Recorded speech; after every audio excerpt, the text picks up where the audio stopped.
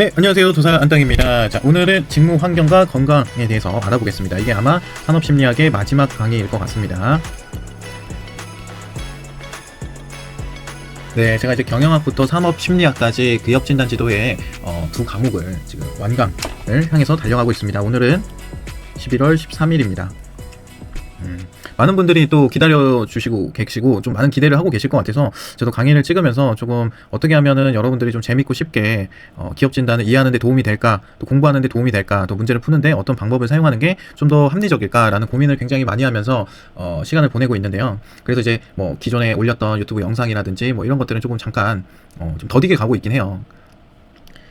이게 자주 보이는 게 좋은 건데 제 입장에서는. 근데 여러분들은 또 한 방에 올려서 내가 얼마만큼의 공부를 하고 얼마만큼의 강의를 보고 얼마만큼의 공부를 해야 되는구나 라는 가늠하는 게 더 중요하다라고 저는 생각을 했고, 여러분들도 또 반 이상이 과반수 이상이 그렇게 생각을 하셨기 때문에 어찌됐든 이제 한 방에 공개를 하게끔 되어 있고, 저는 이제 10월 마지막 주부터 해가지고 굉장히 열심히 달리고 있습니다. 하루에 강의를 3개, 4개 찍어가면서 편집을 3개, 4개 해가면서 그렇게 달려가고 있는 중이고요. 여러분들이 보고 정말 반응이 좋았으면 좋겠다. 그리고 교재도 지금 그 우리 산업위생학 마프로님이 작성을 해주셨는데 교재가 정말 잘 나왔어요. 여러분들이 기출만으로 준비하기에는 문제의 수가 적고, 그리고 새로운 문제가 나왔을 때 어쩔 수 없이 강제적으로 찍어야 되는 상황이 나오거든요. 근데 그런 것들을 최소화할 수 있게 이론까지 배치를 해주셨어요. 근데 제가 이론에 대해서는 저도 환경과를 나왔지만 100% 다 알고 있진 못해요.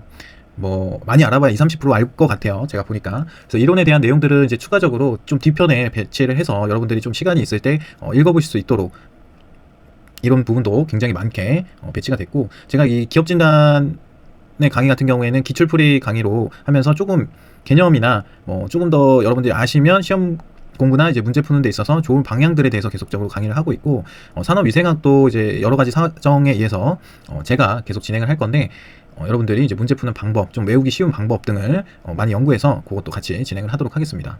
그래서 다음 주부터는 이제 마프로님이 작성해 주신 교재를 기본으로 해서 산업위생학 강의도 진행하도록 하겠습니다. 그리고 나서 이제 산업안전 1반 이 과목 1과목 법령 강의는 지금 있는 걸로도 뭐 충분하실 것 같은데, 뭐 보강 요청을 하시는 분들이 간혹 보여서 그것도 뭐 1월 중에는 24년 문제를 조금 포함해서 다시 한번 올려드리든지, 아니면 24년만 따로 찍어서 뭐 한 3강 정도로 끝내든지 뭐 그런 식으로 해서 진행을 할 예정이고요. 그리고 산업안전 1반 같은 경우에는 이제 교재는 거의 한 70% 정도 완성이 되어 있고, 여러분들이 뭐 산업안전 1반은 사실은 법적인 내용과 계산하는 문제, 그리고 일반론적인 내용들이 나오는데, 일반론적인 내용은 굉장히 쉽습니다. 여러 번 다독하고 반복하면은 이해가 다 되는 내용이고, 뭐 굳이 설명이 필요 없는데, 계산하는 문제가 조금 빡세요.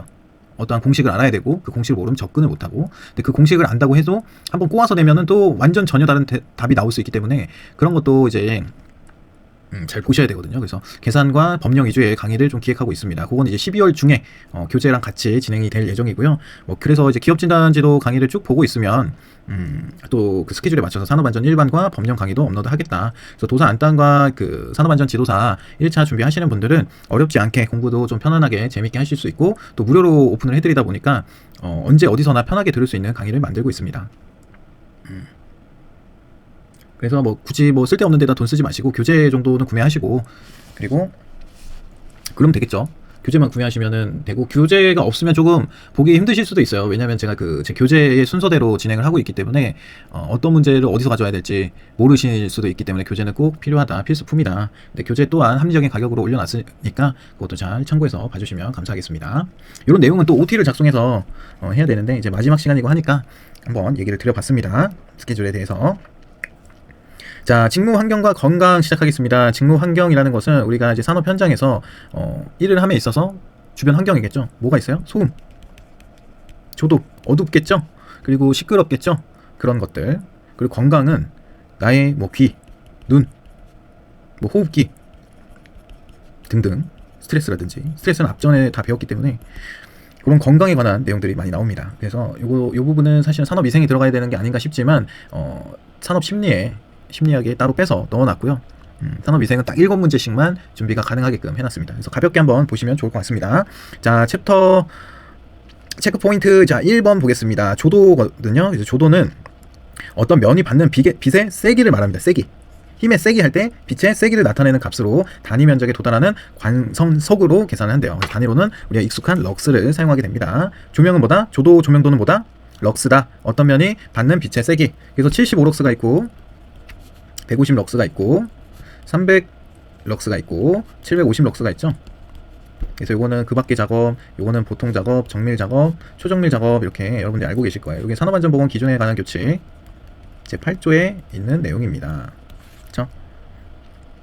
그래서 뭐 BSI 단위 해가지고 나오는데 이제 칸델라라는 내용이 나오고요. 뭐 광도, 휘도, 조도, 발광, 에너지, 광선속, 광속 해가지고 뭐 알 수 없는 기호들이 이렇게 나오고요. 이게 이제 단위가 나오고요. 기호가 나오고 뭐 차원이 나옵니다. 이런 얘기가 나오는데 이건 한번 참고적으로 보시면 좋을 것 같아요. 그리고 조명의 측정 단위 설명 이걸로 이제 문제가 많이 나옵니다. 이거 이렇게 서로 섞어가지고 광도는 빛의 세기, 광원의 밝기 정도, 밝다 어둡다 할 때 밝기 정도. 광도가 곧 조도겠죠. 빛의 세기. 휘도는 뭐예요? 단위 면적당 표면에서 반사 혹은 방출되는 빛의 양. 반사 혹은 방출되는 빛의 양입니다. 양. 조도는 물체 표면에 도달하는 빛의 양으로 다니는 럭스를 사용한답니다. 빛의 세기는 뭐예요? 광도. 조도는 물체의 표면에 도달하는 빛의 양. 이것도 양입니다. 반사율은 반사광 에너지와 입사광 에너지의 비율입니다. 반사율은 뭐 반사된다 이게 아니라 비율이잖아요. 율. 그래서 에너지의 비율이다 라고 보면 되고, 산업안전보건 기준에 관한 규칙 제7조 채광 및 조명에서는 사업주는 근로자가 작업하는 장소에 채광 및 조명을 하는 경우 명암의 차이가 심하지 않고, 그쵸? 명암의 차이가 심하면 눈부심으로 인해서 살짝 안 보였다가 보이게 되는 명수능과 암수능이 있습니다. 그걸로 인해서 사고가 발생이 될 수 있겠죠? 그래서 눈이 부시지 않는 방법으로 해야 된다라고 적혀 있는 거고요. 제8조 조도 기준에는 초정밀, 정밀, 보통 그 밖의 작업에서 요 럭스 기준이 나와 있습니다. 그래서 사업주는 근로자가 상시 작업하는 장소의 작업명 조도를 다음 각 호의 기준에 맞도록 해야 한다. 다만 객내, 그러니까 항상 어두운 곳, 감광 재료를 체급하는 작업장은 그러지 하지 않다라고 써 있습니다. 자, 기출문제를 통해서 한번 같이 보겠습니다. 조명의 측정 단위에 대한 설명을 옳은 것을 모두 고른 것은, 그렇죠? 바로 이런 문제가 나온다는 거죠. 광도는 광원의 밝기 정도인가요? 맞습니다. 조도는 물체 표면에 도달해야 하는 빛의 양이었죠. 맞습니다. 휘도는 단위 면적당 표면에서 반사 혹은 방출되는 빛의 양이다. 맞습니다. 반사율은 조도와 광도 간의 비율이다? 아니죠. 뭐였죠? 반사광 에너지와 입사광 에너지의 비율입니다. 그렇기 때문에 틀린 거는 리얼. 정답은 4번이 아니고 이렇게 신나가지고 찍으면 안 된다는 거예요. 여러분들 아는 문제도 한 번 더 봐야 돼요. 기억력은 디귿이 정확하게 맞는지. 네, 넘어가겠습니다. 조명과 직무환경에 관한 설명을 옳지 않은 것은, 조도는 어떤 물체나 표면에 도달하는 빛의 양을 말한다. 빛의 양 맞죠? 그리고 동일한 환경에서 직접 조명은 간접 조명보다 더 밝게 보이도록 하며 눈부심과 눈의 피로도를 줄여준다. 직접 조명은 눈으로 조명을 본다라고 생각하시면 돼요. 간접 조명은 어딘가에 빛이 반사돼서 올라오는 게 간접 조명이고, 이걸 눈으로 여기를 쳐다보는 게 직접 조명이라고 보시면 돼요. 그럼 어때요? 동일한 환경에서 직접 조명은 더 밝게 보이도록 하고, 그건 맞죠? 근데 눈부심과 눈의 피로도는 어떤 게 더 세요? 그 빛을 보고 있는 게 더 세죠? 그래서 정답은 2번이다. 3번 보겠습니다. 눈부심은 시각 정보의 처리의 효율을 떨어뜨리고 눈의 피로도를 증가시킨다. 이 말이 그 말이죠. 눈부심 뭐예요? 이걸 내가 쳐다봤을 때 직접적으로 이 빛을. 눈의 피로도가 증가된다. 맞습니다. 작업장에 조명을 설치할 때는 빛의 밝기뿐만 아니라 빛의 배분도 고려해야 된다. 그쵸? 밝기면 엄청 밝은데 요만큼만 돼. 작업장이 엄청 큰데. 그럼 여긴 다 암흑이겠죠? 그리고 여긴 더 어둡겠죠? 그렇기 때문에 빛의 배분 이렇게 잘 퍼져서 여기까지라도 다 밝을 수 있도록 조명을 설치해야 됩니다. 그리고 최적의 밝기는 작업자 열량에 따라서 달라집니다. 좀 젊으신 분들은 75럭스만 돼도 웬만하면은 보입니다. 껌껌해도 눈이 적응이 되면서 어느 정도 이제 형체라든지 이런 거는 다 보이죠. 근데 연세가 있으신 분들은 75럭스로 해도 잘 안 보여요. 그래서 발에 뭐 밑에 걸어다니는데 장애물이 있을 때 여기 걸려서 많이 넘어집니다. 그렇기 때문에 2배 이상 150럭스 이상 올려서 관리를 하든지 뭐 250럭스까지도 올려서 관리를 하든지 이렇게 하고 있습니다. 저희 현장은 이제 150 기준으로 하고 있는데 이게 밝아서 그런지 잘 나가더라고요. 그래서 요즘은 LED로 다 이제 전면 교체 중에 있습니다. 자, 넘어가겠습니다. 작업장의 적절한 조명 수준을 결정하려고 한다. 다음 중 옳은 것을 모두 고른 것은, 직접 조명은 간접 조명보다 조도는 높으나 눈부심이 일어나기 쉽다. 맞죠? 정밀 조립 작업을 수행할 경우에는 일반 사무 작업을 할 때보다 권장 조도가 매우 높죠. 40세 이하의 작업자보다 55세 이상의 작업자가 작업할 때 권장 조도가 높습니다. 작업 환경에서 조명의 색상은 작업자의 건강이나 생산성과 무관하다? 아니죠. 조명의 색상은 이제 형광등처럼 하얀 조명이 있고 화장실에 있는 것처럼 노랑 전등이 있잖아요. 생산성이 밝은 데가 더 좋겠죠. 누리끼리 해. 그럼 뭐 잘 보이지도 않고 뭔가 빛이 이상해. 아니면 너무 밝아가지고 뭔가 반사돼서 들어오는 것 때문에 작업을 하기가 애매해. 모니터가 컴퓨터 작업해야 되는데 모니터가 계속 빛이 비춰가지고 여기가 허해. 그럼 작업의 생산성이 낮아지겠죠. 네, 그렇기 때문에 생산성과 관련이 있다라고 보시면 되고, 표면 반사율이 높을수록 조도를 높여야 될까요? 낮춰야 될까요? 낮춰야겠죠. 그렇기 때문에 정답은 뭐다? 2번이다. 기억님 디귿. 굉장히 상식적인 문제로 나왔습니다. 자, 체크 2 소음입니다. 소음 노이즈란 듣기 싫은 소리를 뜻한다. 일반적으로는 불쾌하고 시끄러운 소리를 의미하며 소음 진동 관리법에 의하면 소음이란 기계, 기구, 시설, 그 밖의 물체의 사용 또는 환경 불량으로 정하는 사람의 활동으로 인하여 발생하는 강한 소리로 정의하고 있다. 강한 소리. 자, 정도 이상의 소음은 귀, 특히 고막에 무리를 주는 데나 2차적으로 사람에게 스트레스 반응을 유발시키기 때문에 난청, 이명을 시작으로 하여 고혈압, 정신적 장애 등 수많은 질병의 원인이 되어 현대에는 이를 법으로 규제하고 있다. 그렇죠? 그러니까 단순히 잘 안 들리고 이명이 생기고 이게 문제가 아니라 스트레스로 인한 고혈압, 정신적 장애 등 수많은 질병의 원인이 된답니다. 그래서 현대에는 이를 법으로 규제하고 있다. 그래서 소음의 단위는 데시벨, 폰, 손이 있습니다. 데시벨은 소리의 상대적 크기를 나타내는 단위, 소리의 세기의 비를 상형 로그 취해준 값에 10을 곱한 값이다. 10데시벨은 사람의 귀로 듣기 어려울 정도로 작은 소리고 120데시벨은 사람이 소리로 인해 통증을 느끼는 큰 소리가 120데시벨이래요. 자, 폰은 정량적 평가 용도의 단위고 주파수 1000Hz의 순음의 음압 수준에서만 쓰는 단위입니다. 그러니까 주파수 1000Hz의 40dB과 50Hz의 65dB는 40폰으로 등 음량이라고 합니다. 자, 그리고 손이 있습니다. 손. 상대적 주관적 비교 용도로 사용되고 10배 크게 들리는 음은 10배의 손이라고 되어 있는데 1손은 40폰입니다.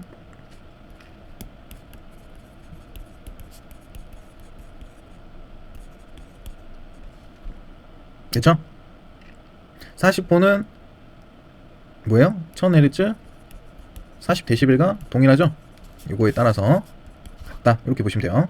1선은 40폰이고 1000Hz 40dB 요거랑 요거랑은 같은 거고 그럼 요거랑도 같은 거죠? 언제? 1000Hz일 때. 요게 중요합니다. 자, 그리고 산업안전보건 기준에 관한 규칙 제512조 정의 보면 소음 작업이란 1일 8시간 작업을 기준으로 몇 데시벨, 85데시벨 이상의 소음이 발생하는 작업을 말한다. 소음 작업이란 그 밑에 강렬한 소음 작업이라고 있습니다. 강렬한 소음 작업이란 어느 하나에 해당하는 작업을 말한대요. 90데시벨이 기준이고요. 115데시벨까지 있습니다. 처음에는 90데시벨을 8시간 이상 발생하는 작업은 뭐예요? 강렬한 소음 작업이다. 그리고 5씩 올라갑니다. 데시벨이. 그리고 시간은 절반으로 줄어요. 그래서 95데시벨은 4시간, 100데시벨은 뭐예요? 2시간, 105데시벨은 1시간. 계속 2배로 줄어드는 거예요. 그리고 110데시벨은 30분, 115데시벨은 15분이겠죠? 이렇게 해서 요거를 암기하고 계셔야 됩니다. 여기보다 강렬한 소음 작업. 자, 그리고 충격 소음 작업이 또 나오는데요. 충격 소음 작업이란 120데시벨은 귀가 아픈 거라고 했잖아요. 그래서 120데시벨부터는 뭐다? 충격 소음 작업이다. 그래서 120데시벨은 시간으로 하는 게 아니라 횟수로 다 따지게 됩니다. 그래서 1일 1만 회. 그리고 130데시벨 요거는 10단위로 올라갑니다. 그래서 1000회. 140데시벨은 100회 이상 하는 경우에는 뭐라고 한다? 충격을 받는다. 귀가 고막이 충격을 받는다. 충격 소음 작업입니다. 그래서 100,000만 이렇게 외우셔도 되고 11,100 이렇게 외우셔도 되고 이렇게 보시면 됩니다. 자, 진동 작업이 4호에 있었고요. 5호에 청력 보존 프로그램이 나옵니다. 이 청력 보존 프로그램이란 다음 각목의 사항이 포함된 소음성 난청을 예방 관리하기 위한 종합적인 계획을 말한다. 이제 소음 같은 경우에는 직업성 질병자 21, 22년에 가장 많이 발생이 됐대요. 그래서 문제가 계속 꾸준하게 나오고 있다. 그래서 청력 보존 프로그램도 여러분들이 다 알고 계셔야 돼요. 이게 2차에도 나올 수 있는 문제라고 저는 충분히 생각합니다. 그래서 청력 보존 프로그램이란 소음성 난청을 예방 관리하기 위한 종합적인 계획이고요. 거기에는 이제 소음 노출을 평가하고 거기에 관련된 공학적 대책, 그리고 청력 보호구를 지급하고 착용해야 되고 소음의 유해성 및 예방 관련 교육을 해야 됩니다. 그리고 정기적으로 청력 검사를 해야 되고요. 청력 보존 프로그램 수립 및 시행 관련 기록과 관리를 체계적으로 해야 됩니다. 그 밖에 소음성 난청 예방 관리에 필요한 사항에 대해서 계획을 세워야 합니다. 그쵸? 이것도 암기하시길 바라겠습니다. 그리고 소리를 듣게 되는 원리 한번 보겠습니다. 이제 소리는 음파로 들어오는 거죠. 음파로 들어와서 웨이도를 지나서 고막을 때립니다. 그럼 고막에서 이제 소리라는 거를 듣게 되는 거고 여기에서 멈추는 게 아니라 어디까지 가요? 달팽이관까지 간다. 이 사진을 대체할 만한 게 없어서 이걸 썼습니다. 이 사람 얼굴 얼마나 한가요? 얼마나 거죠? 그리고 고막은 찢어지면 회복이 돼요? 안 돼요? 힘들다 회복이. 그렇기 때문에 귀는 굉장히 중요한 우리의 자산입니다. 귀가 없으면 도서 안 땅에 강의를 들을 수 있어요? 없어요? 없다. 네. 그렇기 때문에 시끄러운 곳에서는 귀마개를 꼭 껴야 됩니다. 귀마개 이거 조그만 거 귀찮아서 안 끼고 사람이랑 얘기가 소통이 안 되니까 안 끼고 그러거든요. 웬만하면 귀마개를 껴서 최소한의 보호를 해야 한다 라고 교육을 하고 있습니다. 귀는 웨이, 중위, 내이로 구분된다. 그 어디서 소음이 가장 많이 나냐 하면은 요 알폼 작업을 할 때, 해체 작업을 할 때 가장 큰 소음이 발생된대요. 그래서 이 작업자분들은 보통 이제 귀머거리, 청각 장애를 이미 갖고 계신 분들이 작업을 많이 하신대요. 그러다 보니까 이 떨어지는 자재에 부딪혀서 또 사고가 많이 난다고 합니다. 그래서 이 옆에 벽면 알폼을 다 떼고 요 위에 천장에 있는 거를 막대기로 넣어가지고 지렛대로 떼면 이 천장에 있던 게 한 방에 와르르 쏟아지거든요. 그때 가끔 이제 근처에 아파트 공사 현장이 있으신 분들은 들어보셨을 거예요. 뭐가 진짜 전쟁 난 소리가 와라라랑 이런 소리가 나거든요. 그때 나는 소리가 이 알폼 해체하는 작업 때 그런 소리가 납니다. 저희 회사 앞에도 이제 현대 산업개발이 지은 한 4,000세대의 아파트가 있었는데 하루가 멀다 하고 이제 와라랑 와라랑 소리가 났었거든요. 거리가 꽤 떨어져 있음에도 불구하고. 근데 이 안에서 작업하는 사람 귀가 멀쩡하겠냐고요. 이런 건 무슨 작업이다? 충격 소음 작업이다. 귀가 아픈 거.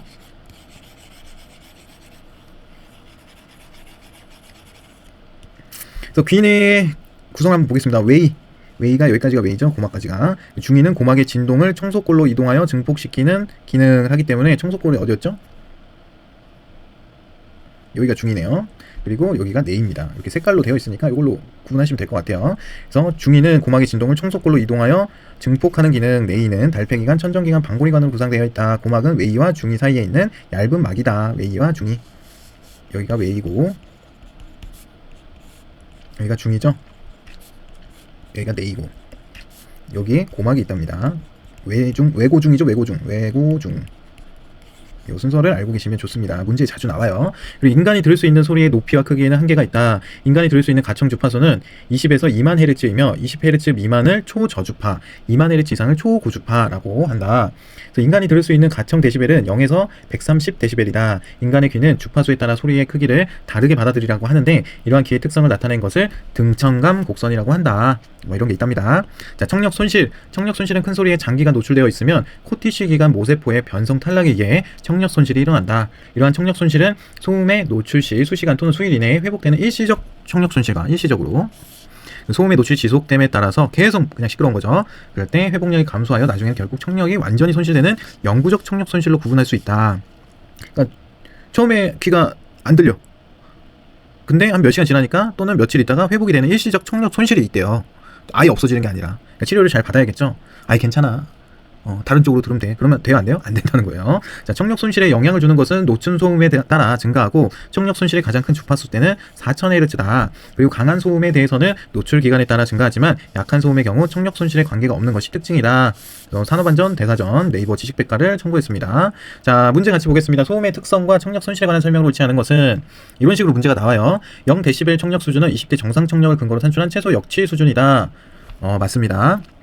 자, 소음성 난청은 달팽이관의 유모세포 손상에 따른 영구적 청력 손실이다. 그쵸? 소음성 난청은 이제 더 이상 귀가 안 들리는 거잖아요. 소음성 난청은 주로 1000Hz 주변의 청력 손실로부터 시작된다? 아니죠? 뭐였어요? 4000Hz 이상이었죠? 소음 작업이란 1일 8시간 작업을 기준으로 85dB 이상의 소음이 발생하는 작업이다. 맞죠? 1일 8시간 작업 기준으로 85dB 이상인 게 뭐였어요? 512조에 있었던 정의에 있는 내용이기 때문에 맞습니다. 중이염 등으로 고막이나 이소골이 손상된 경우 기도와 골도 청력의 차이가 발생할 수 있다. 맞습니다. 소음성 난청은 4000Hz가 청력 손실이 가장 큰 주파수이다. 1000Hz는 우리가 일반적인 거기 때문에 틀린 거는 3번입니다. 자, 소리와 소음에 관한 설명에 옳은 것은 인간의 가청 주파수 영역은 2만 Hz부터 3만 Hz인가요? 아니죠. 20부터 2만이었다. 자, 2번 보겠습니다. 인간이 지각한 음의 크기는 음의 세기와 항상 정비례한다. 정비례라는 것은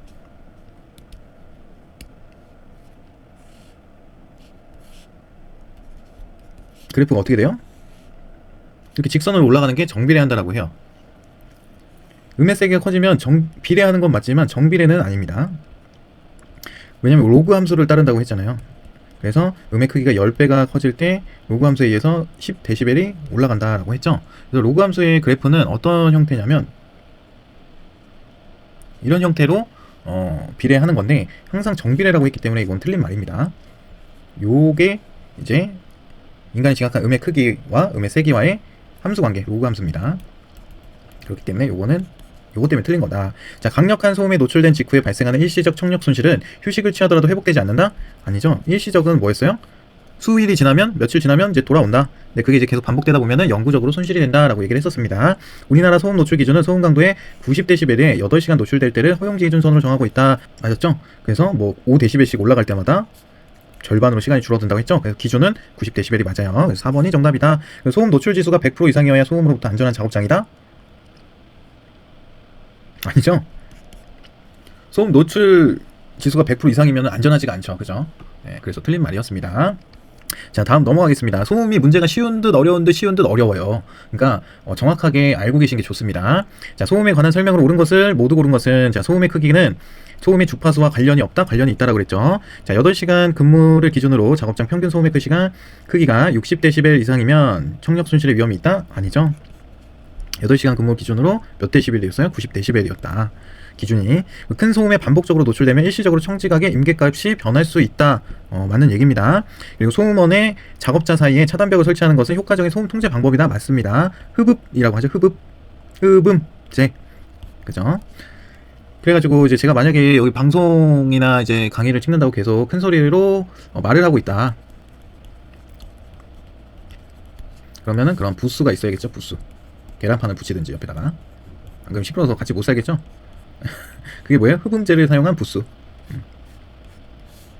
방음 효과가 있는 거죠. 그리고 한여름에는 전동공구 작업자에게 귀마개를 착용하지 않도록 한다? 그게 뭔 상관이죠? 그죠? 착용을 해야겠죠? 정답 뭐예요? 디귿, 리을이다. 3번 맞았습니다.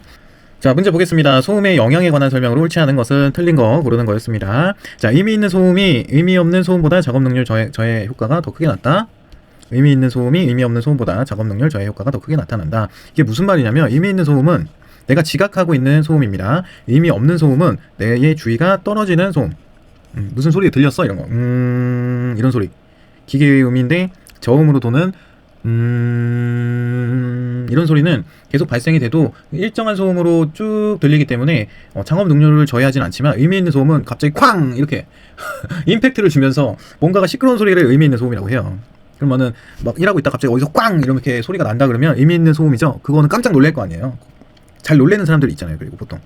그렇죠. 그래서 그렇게 해석했을 때는 작업 능률 저해 효과가 더 크게 나타난다. 의미 없는 소음은 약간 요즘에 유행하는 뭐 백색 소음, 카페에 가서 웅성성성성성 이런 소리죠. 원하지 않는 소리 라고 이해하시면 됩니다. 자, 강력한 소음에 노출된 직후에 일시적으로 청력이 저하되는 것을 일시성 청력 손실이라고 하며 휴식하면 회복된다. 맞죠? 초기 소음성 청력 손실은 대화 범주 이상의 주파수에 생겨 대화에 장애를 느끼지 못하다가 이후에 다른 주파수까지 진행된다. 맞는 얘기입니다. 초기 소음성 청력 손실은 대화 범주의 이상의 주파수에서 생겨가지고 대화에 장애를 전혀 느끼지 못하다가 이후에 다른 주파수까지 진행이 되는 거예요. 처음에는 잘 안 들리는 주파수 때, 고음 때만 잘 안 들리다가, 그래서 우리가 청력 검사하면 삐 소리 나는 거, 기막에 돼 있는 거 쓰고 손가락 들라고 하잖아요. 여기 왼쪽 들리면 여기 손 듣고 오른쪽 들리면 이렇게 청력 검사 하잖아요. 뭔지 아시죠? 그겁니다. 소음 작업장에서 전압의 소리가 잘 안 들리고 작업 지시 내용 등을 알아듣기 어려운 현상을 음폐 효과라고 한다. 음폐 효과는 뭐예요? 흡음제를 사용한 방음을 하는 거죠.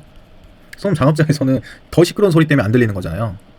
자, 다음 보겠습니다. 소음 작업장에서 전압의 소리가 잘 안 들리고 작업 지시 내용 등을 알아듣기 어려운 현상을 음폐 효과라고 한다. 마스킹 효과라고 하는데요. 두 개의 소리가 공존할 때 더 큰 소리 때문에 작은 소리가 안 들리는 거 라고 생각하시면 돼요. 맞는 얘기입니다. 일시적 청력 손실은 300Hz에서 4000Hz 사이에서 가장 많이 발생이 되나요? 아니죠. 4000Hz대에서 많이 발생이 되고 3000Hz 부근의 음에 대한 청력 저하가 가장 심하다?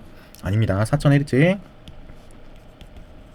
부근이 청력 저하가 가장 심하다라고 얘기를 했어요. 이 일시적 청력 손실은 4000Hz 이상, 한 6000까지 에서 많이 발생이 된다고 합니다. 넘어가겠습니다. 다음 이제 작업 환경에 관한 문제가 같이 보겠습니다. 자, 작업장에서 사고와 질병을 유발하는 유해 요인에 관한 설명으로 옳은 것은, 자, 5요인 성격 특질과 빅5 나오네요. 사고의 관계를 보면 성실성이 낮은 사람이 높은 사람보다 사고를 일으킬 가능성이 더 낮다라고 했죠. 맞습니다. 잘못 읽었네요. 이렇게 잘못 읽으면 안 돼요, 여러분들.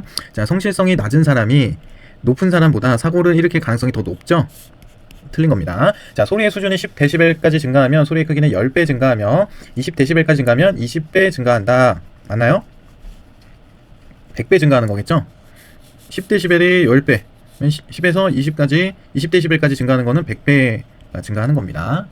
그렇죠? 10dB이 커질 때마다 10배가 증가하는 거잖아요. 그래서 0이 기준이라고 했을 때 10dB이 10배면 10에서 20으로 갈 때는 100배라고요. 그리고 20에서 30 갈 때는 1000배겠죠? 10배씩 증가하는 거니까. 네, 그렇습니다.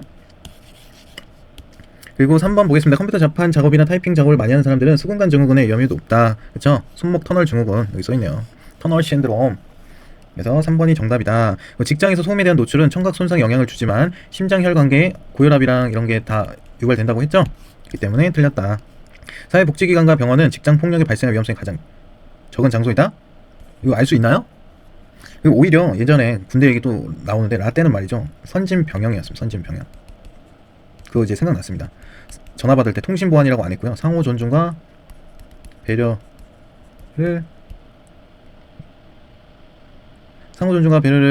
하겠습니다 했나? 뭐 아무튼 이 뒤에가 또 생각 안 나네.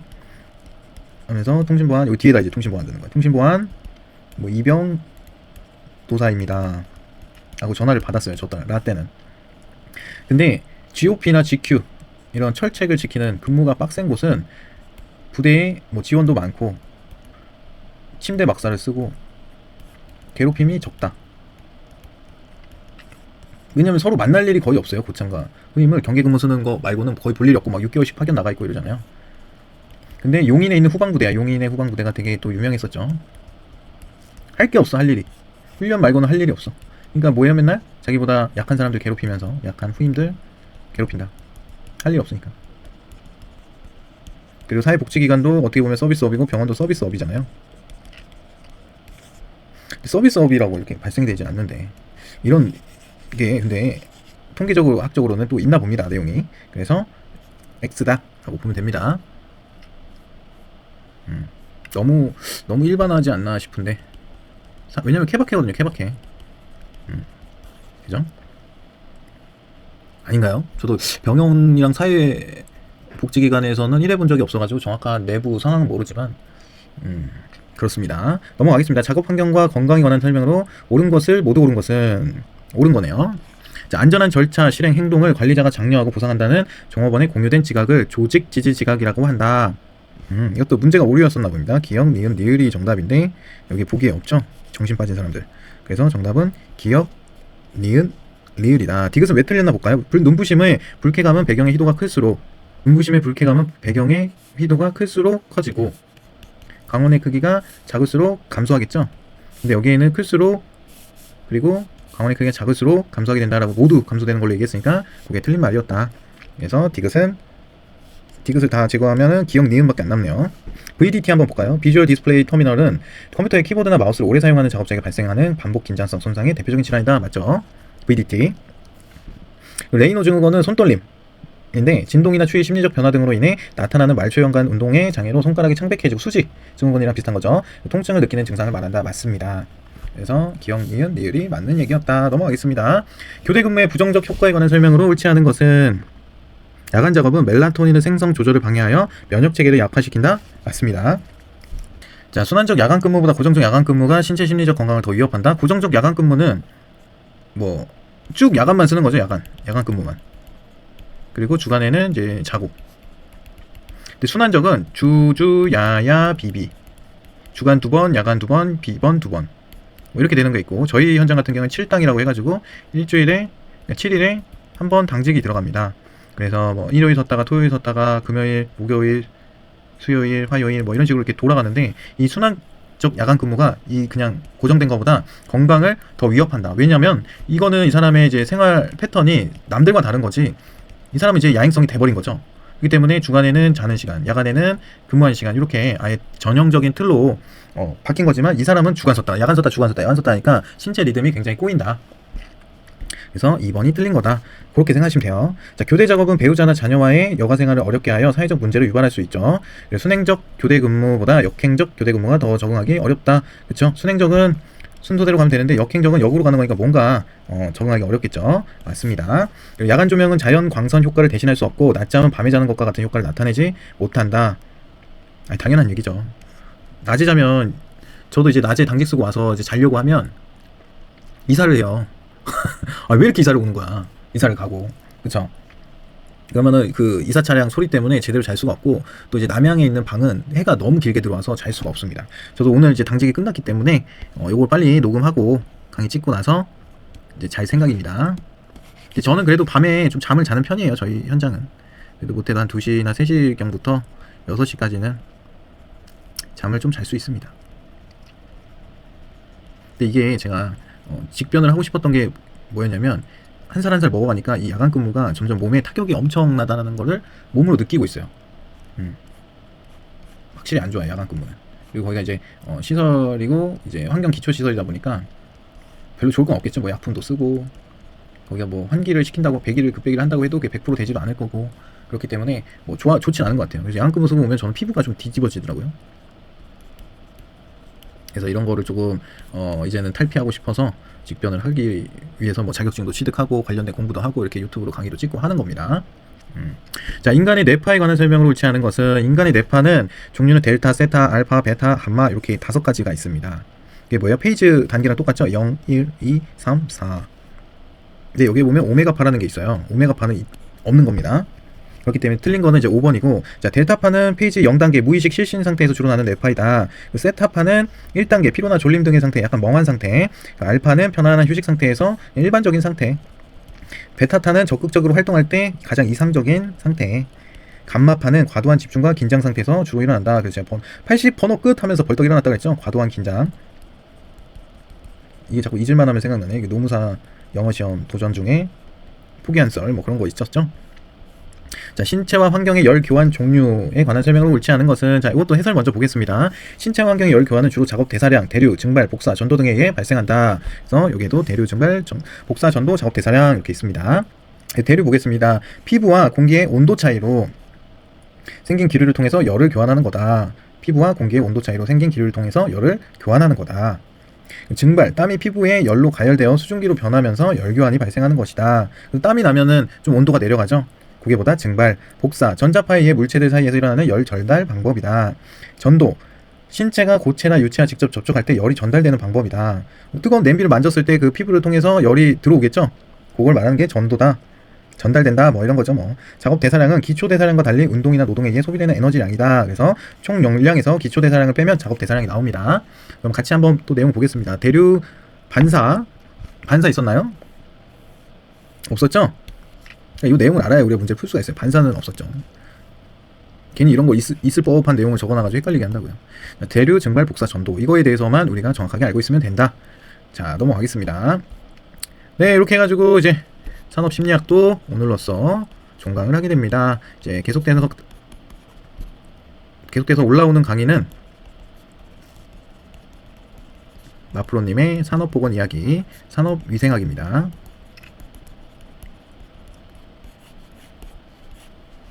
그래서 산업위생학까지만 하면 우리가 기합진단지도 진도는 한번 쭉 빼는 거고, 어떤 형태의 시험인지 여러분들이 이제 감은 확 왔을 거라고 저는 생각을 합니다. 그래서 조금 이 강의가 올라가면 한 20강 정도 되거든요, 기업진단지도가. 그리고 이제 산업위생학까지 하면은 적어도 한 30강 정도 되지 않을까. 30강이면은 제가 30분씩 끊었다고 해도 뭐 긴 거는 또 길기 때문에 20시간에서 30시간 정도를 투자를 해야 돼요. 네, 중간에 이해 안 되는 건 또 퍼지 눌렀다가 뭐 해야 되는 것도 있을 거고. 그래도 30시간이면은 굉장히 시간을 많이 단축한 거다. 그래서 좀 보고 도움이 되셨으면 좋겠고요. 뭐 도움이 안 되면 안 보시면 되는 거겠지만 어찌됐든 교재를 구매하고 보고 계신 분들께서는 좀 도움이 많이 되셨으면 좋겠습니다. 또 부족한 강의 들어주시느라고 정말 감사드리고, 부족한 부분은 언제든지 좀 허심탄회하게 말씀해 주시면 다음 강의에는 꼭 적극 반영해서 좀 더 여러분들께 도움이 되는, 그리고 저한테도 도움이 되는 방향으로 진행하도록 하겠습니다. 네, 그동안 산업심리학 재밌게 들어주셔서 감사하고요. 오늘은 여기서 끝!